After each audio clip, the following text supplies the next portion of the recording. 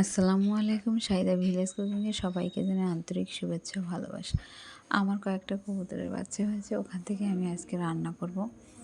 তো প্রথমে জবাই দিয়ে আমি কেটে বেছে নিচ্ছি, তারপরে সুন্দর করে কুটে নিব।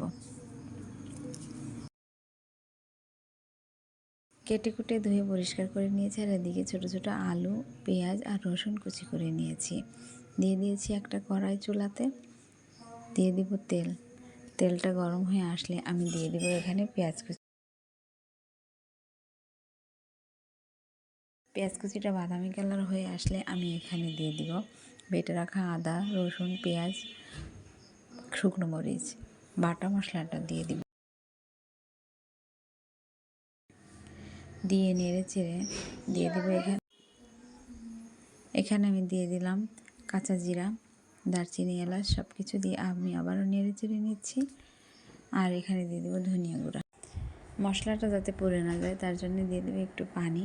পানিটা দিয়ে আমি দিয়ে দেবো এখানে হলুদ গুঁড়ো ও লবণ, সব কিছু একসঙ্গে দিয়ে মশলাটা ভালো মতো কষিয়ে নিচ্ছি। আর এখানে আমি আরেকটু দিয়ে দিলাম বেটে রাখা গরম মশলা। তারপরে দিয়ে দেবো ধুয়ে রাখা কবুতরের গোস্তটা আর কিছু আলু একসঙ্গে দিয়ে নেড়ে চেড়ে আমি ঢেকে দিব।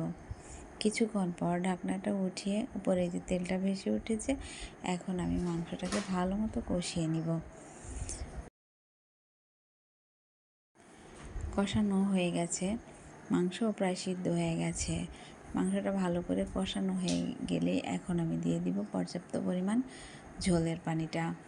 ঝোলের পানিটা দিয়ে নেড়ে চেড়ে আমি আবারও ঢেকে দিব। কিছুক্ষণ পর ঢাকনাটা উঠিয়ে আমি 4-5টা কাঁচামরিচ দিয়ে দিয়েছি, ভালো একটা ফ্লেভার আসবে, এতে খেতে ভালো লাগে। কারো ভালো না লাগলে না দিবেন। রান্নাটা আমার কমপ্লিট হয়ে গেছে, এখন আমি জিরা গুঁড়োটা দিয়ে নামিয়ে নিচ্ছি।